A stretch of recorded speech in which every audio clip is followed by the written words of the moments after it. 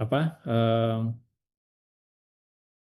item-item yang bisa di reimburse itu diserahkan kesepakatan para pihak apa saja. Boleh dielaborate lebih lanjut, tapi biasanya yang di list di situ adalah hal item-item yang memang big big item expensesnya. Ya, kalau yang receh-receh, yang kecil-kecil biasanya nggak ditulis di situ. Ya, yang gede-gedenya aja tuh, kayak untuk penelitian kan gede gitu kan, untuk bikin PT itu gede gitu misalnya kayak gitu.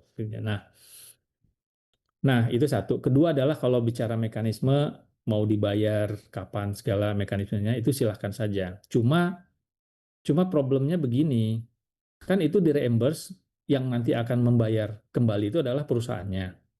Perusahaan itu artinya harus punya duit dulu dong. Duitnya dari mana? Kan dari setoran modal mereka juga, gitu kan? Jadi istilahnya ini uang mereka, uang setoran modalnya awalnya si para pendiri ini, itu kan jadi modal awal nih, ya. Modal awal ini nanti kan digunakannya biasanya itu adalah untuk persiapan usahanya dulu gitu ya. Nah, reimbursement kalau memang setoran modal awalnya besar, ya bisa aja dibayarkan cepat gitu kan. Tapi kalau ternyata prioritas untuk ekonomi bisa aja ada reimbursement ini dibayarkannya belakangan. Nah, jadi para pihak ada yang memilih untuk tidak mengatur secara spesifik mekanismenya dengan pertimbangan itu. Karena mereka melihat, oh ini bisnis dulu yang diutamakan nih. Kalau nanti takutnya kalau reimbursement-nya diatur dibayar duluan, lalu akhirnya menggerus modal, nggak cukup buat usaha, akhirnya kan mereka harus store modal tambahan lagi gitu. Bolak-balik kan gitu kan. Nah, yang seperti itu yang suka jadi pertimbangan para pihak. Nah, kadang-kadang mereka tidak mengatur secara spesifik mekanisme atau limitasi waktu untuk pengaturan itu. Udah yang fleksibel aja deh kalau ada duitnya. Kecuali kalau mereka memang setoran modalnya itu emang gede di awal gitu loh. Atau mereka dapat financing, biasanya udah dapat financing, dapat misalnya pinjaman gitu, misalnya dari pihak ketiga gitu ya untuk modal usaha mereka. Nah itu pun biasanya kalau financing dari pihak ketiga, mana mau kreditur ngasih duit untuk bayar reimbursement itu gitu kan misalnya. Itu jarang yang mau. Biasanya selalu prioritasnya adalah kegiatan usaha. Itu alasan kenapa mekanisme reimbursement itu limitasi waktunya itu suka banyak yang tidak mau mengatur untuk memberikan fleksibilitas intinya seperti itu gitu ya. Karena apa? Nanti itu putusannya mereka-mereka juga yang ambil kan. Kan direksi nanti yang mutusin. Direksi adalah orang-orang mereka juga gitu.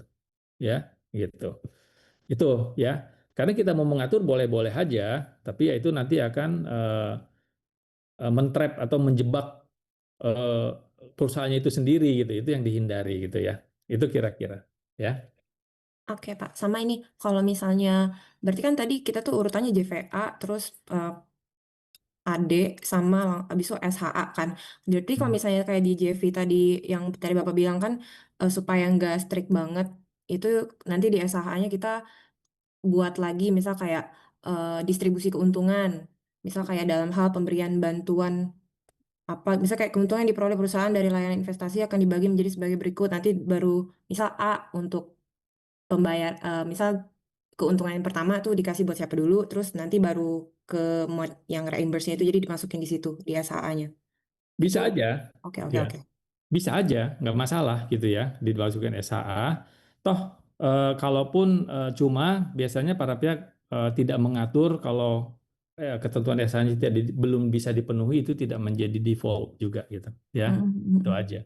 Tapi biasanya kalau kalau supaya tidak menjeopardize aturan-aturan di SHA, mereka bikin kayak semacam supplemental agreement aja gitu ya, yang sifatnya lebih fleksibel, lebih Hmm, lebih apa, lebih eh, eh, apa sih istilahnya lebih lebih gampang kasuistis adendum lah ya Pak. lebih kasuistis saja gitu Hmm. ya di untuk kasuistis. Tahu reimbursement ini juga biasanya apa nggak jelimet aturannya gitu ya. Ya. Nah, tadi urutan dokumen sebenarnya ya GVA sama anggaran dasar berarti dari situ. Kalau sudah ada GVA, shareholders agreement itu nggak lagi dibuat. Kenapa? Karena aturannya sudah ada di dalam GVA. Ya, kalau kalian lihat GVA itu ada pengaturan poin-poin yang ada di SHA tentang modal, tentang pemegang saham segala macam, udah ada di sana gitu ya. Jadi GVA itu sebenarnya ada aturan yang berlaku untuk pendiriannya, juga berlaku setelah pendiriannya ya. Tuh. Oke. Hmm. Sama tadi Itu kemarin tuh di kelas investasi pasar modal tuh ada pertanyaan gitu Pak. Sebenarnya yang dijadikan panduan itu sebenarnya GVA-nya atau AD-nya gitu. Terus kemarin saya jawabnya tuh kayak kalau misalnya untuk operasional perusahaan ya kita ngikutin anggaran dasar. Tapi kalau misalnya untuk para pihak atau sesuatu yang melibatkan dua para pihak itu juga tetap ngacu kepada JV. Soalnya setahu yang saya tahu JV itu bisa dibenerin atau diubah gitu. ya betul. Umumnya adalah anggaran dasar, apalagi kalau itu terkait dengan pihak ketiga. Ya, saya jawab Karena juga gitu ke karena kamu. ini dokumennya publik, ya. Anggaran dasar itu dokumen publik. Jadi itu dianggap kalau urusan-urusan dengan pihak ketiga di luar para pihak yang Mm-mm. menjadi GVA itu adalah acuannya anggaran dasar, ya. Misal urusan dengan kreditor, dengan supplier, dengan itu urusannya itu dengan itu acuannya adalah anggaran dasar. Nah, terkait dengan kalau itu menyangkut di antara para pihaknya sendiri gitu ya, maka GVA atau SH itulah yang berlaku gitu. Karena mereka itu kan udah tanda tangan, berarti itu kan undang-undang buat mereka gitu kan. Nah, itulah kenapa kita harus memahami perbedaan anggaran dasar dengan GVA atau SHA. Karena fungsinya nanti akan berbeda gitu ya. Hmm. Penggunaannya akan berbeda dalam praktek ya. Oke, siap. Thank you, Pak. Oke, sekarang kita bicara tentang. Nah, ini ada slide sedikit itu ya sebelum kita masuk ke bagian tugas. Ini ada sekitar 30 menit. Saya akan gunakan untuk ngebahas ini. Tentang key features dari perjanjian-perjanjian merger akuisisi gitu ya. Nah, ada sedikit sih slide-nya. Nanti akan saya jelaskan. Cuma saya pengen ada brain teaser dulu nih ya. Tadi kita belum ada brain teaser ya. Coba sambil ngasih saya break dulu sebentar. Kalian baca lalu kira-kira kalau kalian mewakili pemberi jasa, revisinya apa yang kalian mau buat? Ngomong aja, nggak usah diituin ya. Nah, silakan. 3 menit.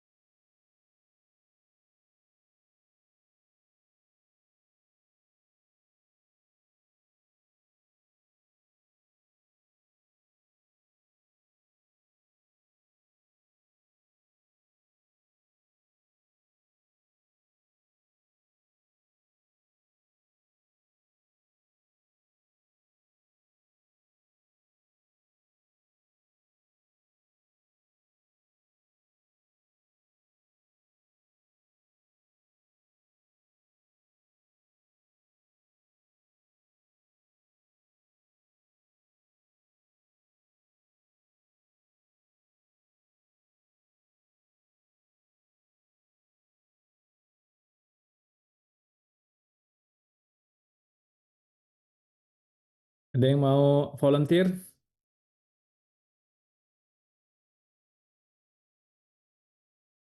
Kalau kalian mewakili pemberi jasa apa nih?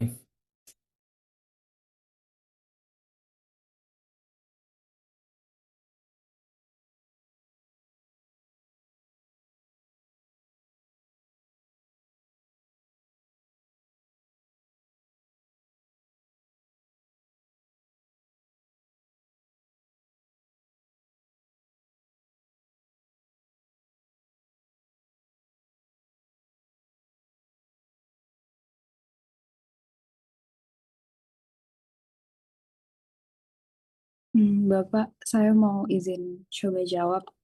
Silakan, Afifah. Iya, Pak. Kalau saya baca ini sendiri itu, saya ngerasanya kalau saya sebagai pemberi jasa, saya nggak saya nggak suka banget dengan pasal ini karena eh, buat saya pribadi ini terlalu merugikan saya. Dalam artian, saya nggak bisa buat kerjasama dengan pihak lain, saya nggak bisa ngelakuin kegiatan saya yang lain. Jadi Mm, saya ngerasa ini sangat merugikan saya. mm, Kalaupun kalaupun memang ini misalkan pasalnya nggak bisa diganggu gugat dan segala macamnya, setidaknya ada dua frasa yang akan saya hapus. mm, Yang pertama eh, adalah frasa dan setelah berakhirnya, karena dan setelah berakhirnya perjanjian ini, maaf. Karena menurut saya, kalau misalkan konteksnya sepanjang ini, kalau setelah perjanjian ini berakhir pun saya masih terikat dengan pihak penerima jasa yang ini, ya saya bakalan rugi banyak gitu. Jadi saya memilih untuk menghapus frasa ini. Itu yang pertama. Dan yang kedua adalah frasa antara lain juga. Karena balik lagi saya merasa di bagian belakangnya ini udah banyak banget hal-hal yang diatur dan menurut saya selain itu apalagi? Karena jatuhnya benar-benar saya nggak punya ya. eh, potensi lagi untuk mengembangkan perusahaan saya. Terus saya mau diapain? Ibaratnya perusahaan saya mau dimatikan kah oleh penerima jasa ini? Jadi saya Oke, merasanya setidaknya frasa itu yang akan saya hapuskan minimalnya. oke, Cuman kalau bisa milih ya saya akan tetap nego lagi karena ini terlalu merugikan saya. Seperti itu, Pak.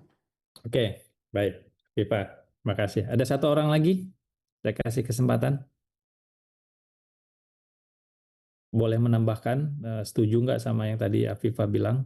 Terus kalau mau ditambahkan, silakan.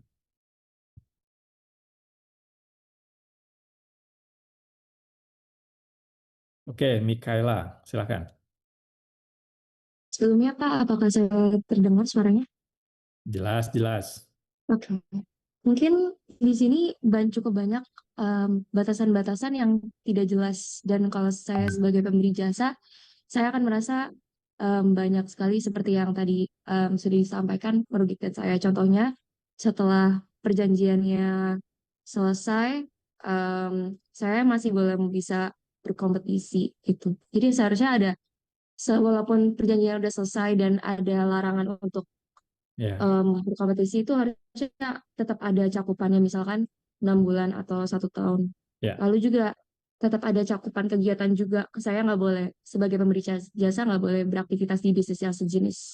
Dan menurut saya ya. itu terlalu luas karena jadinya sama aja saya nggak bisa beraktivitas dalam bisnisnya. Jadi harusnya lebih spesifik atau mungkin juga diubah.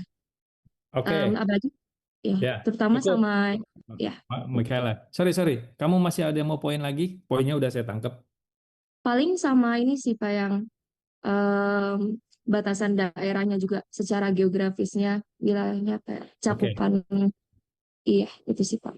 Kalian, Afifa sama Michaela tahu nggak ini biasanya pasal ini tentang apa? Ini adalah Em, pasal apa, Michaela? Mau coba jawab ini. Ini adalah pasal tentang non-kompetisi, ya. Ini pasal-pasal tentang non-kompetisi nih, ya. Redaksinya biasa menggunakan seperti ini, ya. Tadi kan kita bicarakan non-competition, non-solicitation. Ini salah satu contoh pasal tentang non-kompetisi seperti ini. Nah, jadi ada larangan untuk berkompetisi gitu dengan apa yang dilakukan. Nah, apa yang tadi kalian sampaikan itu udah mungkin kalau saya bilang udah 75-80% udah benar gitu ya. Jadi betul, ini kalau dari sisi pemberi jasa ini sangat memberatkan. Dan ingat selama itu belum diteken always negotiable ya. Eh, apa kecuali kalau memang ini kalian desperate banget untuk terima, nah itu udah lain lagi, misalnya bargaining powernya udah kuat banget gitu ya, kayak gitu. Nah, tapi ini sengaja pasal ini saya buatkan contoh sama sekali yang tidak masuk akal gitu ya. Nah, tadi Afifah udah bagus mempoint out apa frase yang memang benar-benar mematikan gitu ya. Tapi kalau saya kasih contohnya, inilah kira-kira apa yang kira-kira apa eh, tambahan lagi gitu ya, poin yang sebenarnya bisa dihapus adalah yang frasa tidak langsungnya, ya. Karena kalau yang tidak langsung itu very open for interpretation, ya. Itu sangat-sangat tidak nanti bisa mengkait-kaitkan gitu loh, kayak gitu, ya. Nah, yang kedua adalah gitu ya, kan ini memberatkan banget gitu kan. Kata Afifah tadi, emang saya mau dimatiin apa usahanya gitu ya, kayak gitu ya. Nah, kalau memang mau negotiable, coba berpikir untuk bernegosiasi, cobalah berpikir kira-kira yang bisa diterima, komprominya kayak apa sih gitu ya. Ya. Nah, jadi eh, negosiasinya ya udah deh gini deh gitu kan, misalnya bolehlah kalau selama perjanjian ini gue nggak akan itu dengan izin dari Anda gitu misalnya gitu kan, boleh gitu ya.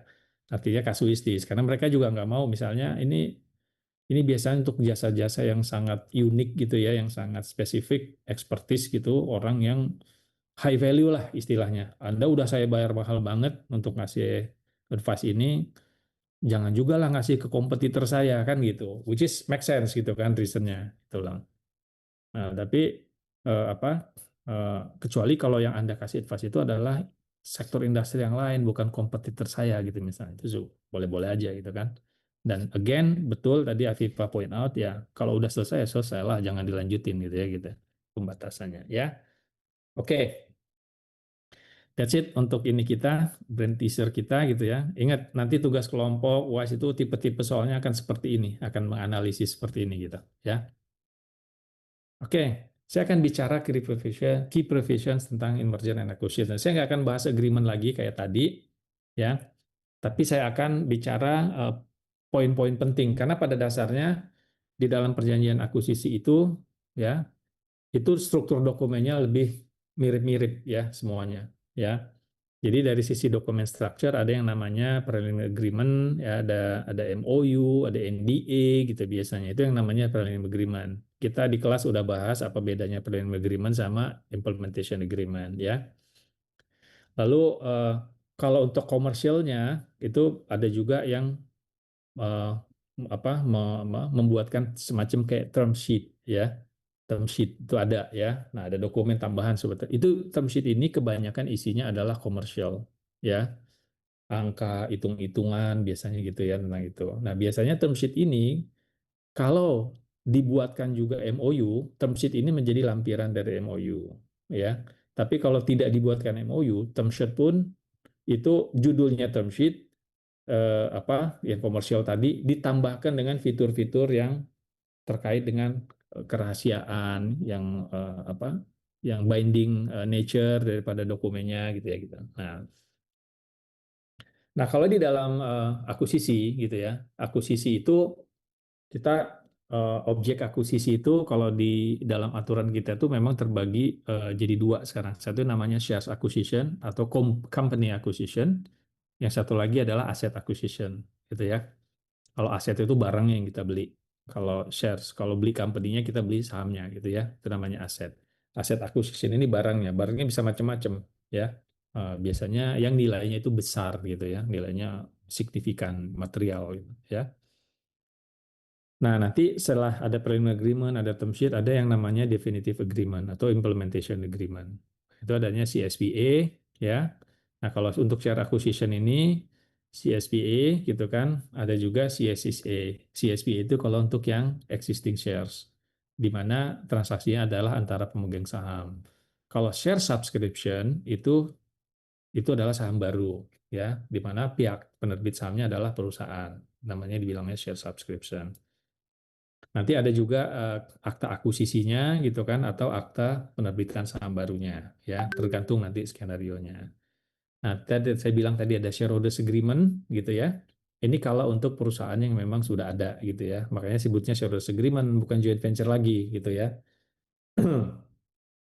Shareholders agreement ini bisa ada bisa enggak, tergantung kesepakatan. Kalau ada hal yang mau diatur secara khusus itu diadakan. Kalau enggak ada ya enggak perlu gitu ya. Option agreement ini itu adalah jenis dokumen yang biasanya mengatur tentang opsi yang diberikan kepada acquirer-nya, kepada pihak yang akan ngambil alih. Opsi ini apa bentuknya? Misalnya untuk menambah porsi yang mau diakuisisi. Kalau misalnya dia tujuannya misalnya ngambilnya 40%. Tapi oke, untuk startnya saya mulai dari 25% dulu. Yang 15%-nya saya punya opsi untuk mengeksekusi itu dalam misalnya 12 bulan ke depan gitu, misalnya ya. Jadi selama 12 ke depan ini Anda nggak boleh jual tuh yang 15% ke orang lain, harus di-keep dulu sama si penjualnya karena Anda udah punya komitmen untuk menjualnya kepada si acquirer-nya gitu kan. Nah, tapi di sisi acquirer itu bukan kewajiban tapi opsi gitu ya. Itu option agreement itu seperti itu ya. Lalu ada dokumen-dokumen pelengkap atau dokumen-dokumen tambahan. Ada yang namanya disclosure letter ya, consultancy, dan ini TA itu technical assistance ya. TML itu trademark license. Oke, itu jenis-jenis dokumen ya gitu. Nah, sedangkan untuk asset acquisition gitu ya, struktur dokumennya itu lebih singkat ya, lebih sederhana gitu ya. Ya udah tinggal tentang beli jual beli aset aja. Nah, cuma asetnya ini kan karena nilainya besar, value-nya material, itu biasanya diatur secara spesifik tuh ya, tentang spesifikasinya, tentang due diligence-nya, lalu nanti kalau memang itu harus dipindahkan tentang masalah transportasinya gitu ya. Terus tentang ada surveyornya gitu ya, untuk ngeceknya gitu ya, sama yang paling penting kalau itu berupa barang-barang yang akan digunakan untuk kegiatan produksi gitu, misalnya itu ada warranty letternya, apakah itu mesin, apakah itu alat-alat transportasi gitu ya. Nah ya, nah kalau untuk merger biasanya ada merger agreement-nya, ada notarial merger agreement-nya gitu ya, segala macam di sini ya. Kalau mau tahu mau cari contoh-contoh dokumen ini sebenarnya online lumayan bisa diakses kok gitu ya. Contoh merger itu apa ya? Oh, Bank Permata itu adalah contoh merger gitu kan ya. Ya, tuh. Nah, bisa dilihat tuh ya gitu ya. Oke. Nah, juga dokumen structure ini yang terakhir adalah kalau memang ternyata transaksi merger atau akuisisi itu dibiayai oleh pihak ketiga, ya, namanya triple financing. Kalau merger ini udah banyak banget presidennya, gitu ya. Kalau di telekomunikasi dalam 3 tahun terakhir itu udah ada 2 yang transaksi merger besar tuh. Indosat sama Tri, terus Excelcom sama Smart, ya. Tuh, itu juga contoh trading itu. Terus di bidang-bidang lain juga lumayan banyak, ya. Nah, jadi kalau ketentuan-ketentuan di dokumen merger and acquisition itu seperti biasa ada yang mengatur tentang commercial point-nya, ya. Commercial point-nya itu ada objeknya, ada price-nya, ada terms of payment-nya. Nah, ini itu yang saya tulis kelanjutannya, as is, where is, warranty based, debt free, itu ada maksudnya, itu ada maknanya, ya. Saya terlalu singkat waktunya untuk dijelasin. Kalian baca dan kalian coba cari tahu kalau pengen itu pakai aja online search. Itu semua udah ada mananya. Kalau ada yang masih nggak jelas nanti tanyakan sih pas di sesi offline ya. Terus tentang price-nya, ada yang namanya istilahnya lockbox, adanya adjusted, ada yang namanya fair value atau fair valuation gitu misalnya gitu. Itu ada ya. Nah, lagi ada kalau setelah berhubungan dengan price itu adalah metode pembayaran. Apakah akan fully cash atau ada aset swap, apakah ada bertahap gitu misalnya kayak gitu ya. Itu diatur di situ ya di dalam dokumen-dokumen M&A. Nah, apalagi yang diatur di dalam dokumen itu ada governance structures. Governance structure ini yang tentang power sharing sebenarnya. Ini tentang direksi, tentang komisaris, tentang reserve matters. Itu adalah isunya adalah governance ya. Kalau dibilangnya governance point itu ya. Yang atur tentang power sharing. Power sharing itu pembagian kewenangan di antara para pihak yang akan bertransaksi gitu ya gitu. Lalu ada shareholding point. Nah, shareholding point ini nanti kalian ketemu dengan istilahnya namanya drag along, tag along gitu ya. Ada rover ya, right of first refusal, ada right of first offer ROFO gitu ya. Ada preemptive right gitu, ada anti dilution gitu. Nah, ini nanti kalian ketemu. Terlalu banyak yang mesti dijelaskan kalau mau dibicarakan satu-satu. Jadi kalian lihat dulu ya. Nanti kalian sekalian juga take note ini untuk pengerjaan di tugas kelompok, nanti kalian bisa apply ini, ya. Lalu ada follow up arrangement juga diatur nanti di dalam dokumen M&A. Misalnya untuk option tadi yang saya bilang gitu kan, terus ada transaction supportnya mau seperti apa. Transaction support ini kalau mau ngambil saham gitu misalnya ya, perusahaan. Nah itu kan biasanya pemiliknya mungkin baru gitu ya, baru kenal, mungkin baru tahulah kondisi perusahaan. Oke, saya minta ada support dong untuk periode transisinya berapa bulan gitu misalnya. Itu dibicarakan dan diatur di situ ya. Ada juga yang namanya temporary stewardship, itu adalah untuk mengatur tentang pengelolaannya gitu ya, pengelolaan untuk operationnya supaya tidak terganggu, tidak terdisrupt gitu. Eventually kan transaksi M&A ini kan tujuannya untuk mengembangkan bisnis, jangan sampai itu nanti terdisrupt gitu ya untuk transaksinya.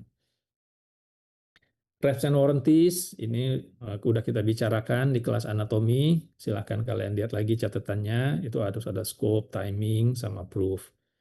Nah, disclosure letter ini nanti terkait dengan liabilities. Disclosure letter itu satu dokumen yang berisikan tentang keterbukaan informasi. Ini prinsipnya adalah kalau udah ditulis dalam disclosure letter, itu tidak boleh lagi diklaim. Misalnya dari penjual bilang dalam disclosure letter, ini aset tanah saya gitu misalnya ya, ini sedang digugat gitu misalnya oleh ada yang menggugat aset tanahnya gitu misalnya, dia udah disclose di situ.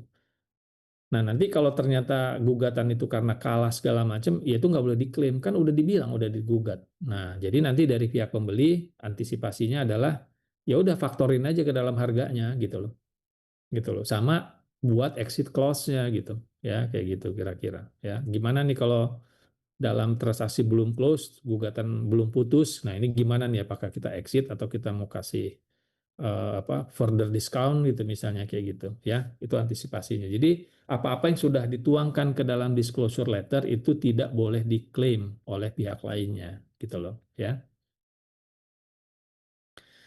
Limitation liabilities ini artinya pembatasan kewajiban. Pembatasan kewajiban ini artinya ya, yes, ada pihak-pihak yang memiliki kewajiban tapi dibatasi. Nah, dibatasinya ini misalnya dengan mengenakan mekanisme threshold ya. Nah, ada namanya de minimis ya. Nanti kalian cari artinya ya, de minimis itu apa ya.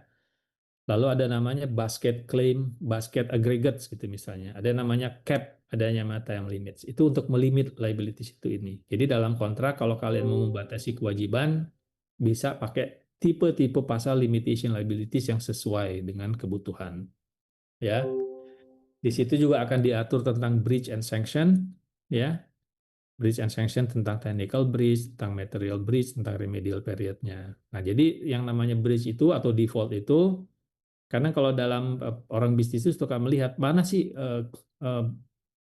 default yang sifatnya penting, yang material, mana yang sebenarnya iya lu default tapi ini tidak mempengaruhi bisnis. Nah, itu biasanya kalau yang tidak mempengaruhi bisnis mereka bilangnya technical breach. Kalau yang sampai penting banget gitu ya, sampai bisa mengganggu kelangsungan usaha, mengganggu jalannya usaha itu bisa disebut material breach. Nah, ini nanti korespondensinya dengan sanksinya. Sanksinya akan berbeda-beda. Ya.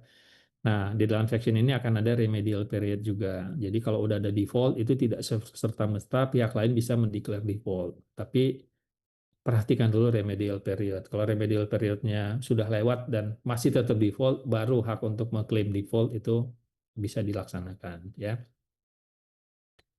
Termination and consequences, again, ini sudah kita bahas di anatomi. Ada cost-nya, ada mekaniknya, ada consequences-nya. Ya. Perhatikan lagi catatan-catatan di bidang itu. Ya. Nah, governing law ini juga kita bahas. Ini salah satu boilerplate clause. Dispute settlement juga udah kita bahas. Nah, ada pasal-pasal tentang surviving obligations gitu ya. Ini survival obligation. Ini juga udah kita bahas kemarin. Ada namanya governing law lah segala macam ya. Ada governing law, ada confidentiality, dispute forum, notification, ada non sovereignty gitu ya. Ada juga ya. Nah, itu adalah bahan tentang M&A ya. Kalian baca saja, kalau nanti ada mau nggak ngerti kita bisa offline. Tapi ini ada waktu sekitar 5 menit ya. Dalam 5 menit ke depan saya akan handover nanti ke Mbak Clara untuk instruksi tentang pembagian tugas ya. Kak Clara di senior kalian ya. Nanti akan memberikan briefing soal instruksinya ya untuk tugas kelompok. Tapi ini ada waktu 4 menit sekarang. Kalau mau ada pertanyaan terkait MNI ini silakan ya. Cuma 4 menit aja karena saya harus handover untuk tugas kelompok ya.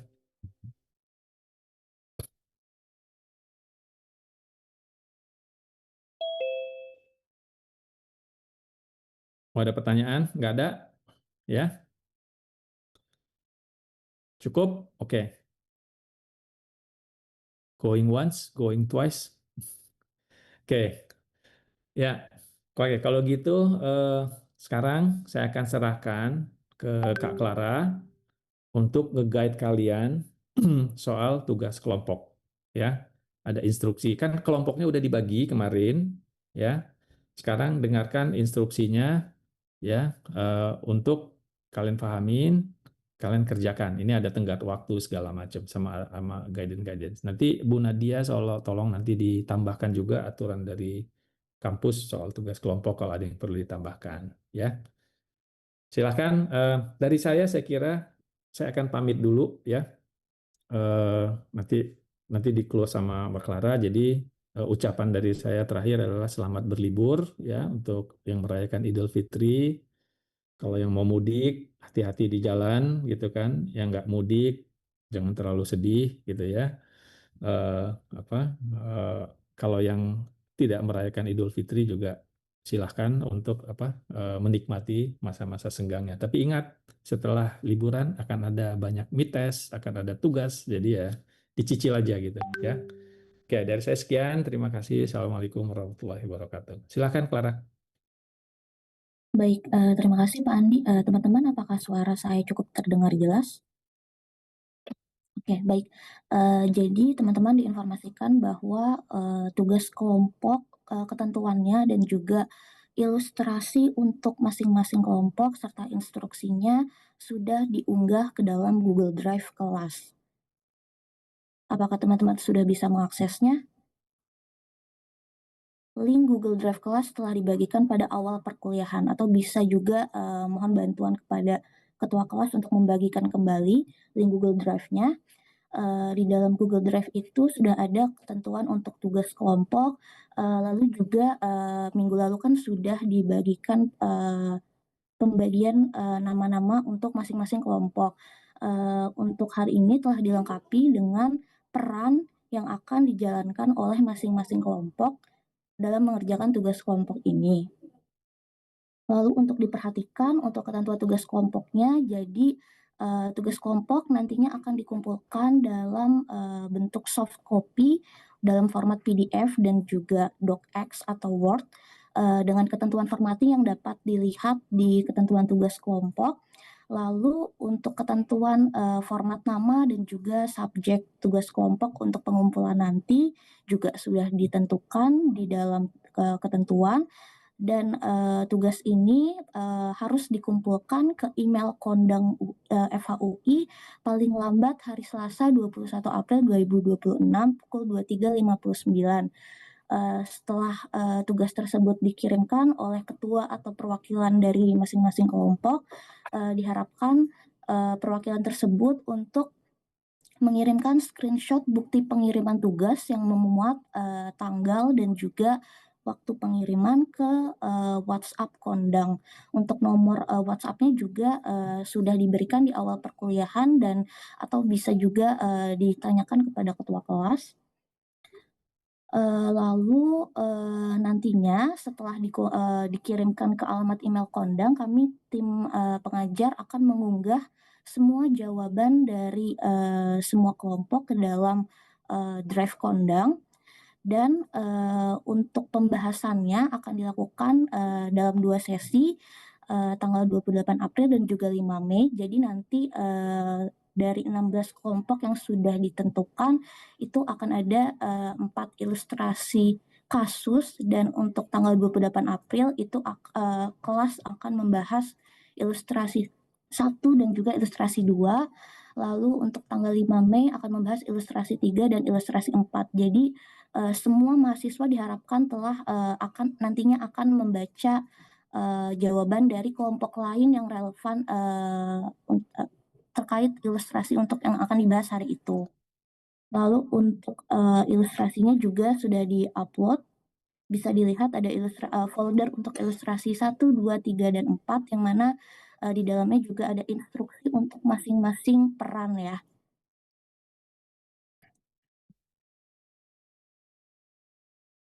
Lalu untuk soalnya bisa dibaca dan juga dianalisis dengan mengaitkannya dengan materi perkuliahan yang sudah diajarkan oleh Pak Andi dan juga disampaikan di kelas. Apakah ada pertanyaan dari teman-teman mengenai ketentuan tugas kelompok ini? Atau silakan bisa dibaca dulu sekilas untuk ketentuannya atau instruksinya. Ditunggu 5 menit ya. Silakan dibaca, nanti jika ada pertanyaan bisa langsung mengajukan pertanyaan.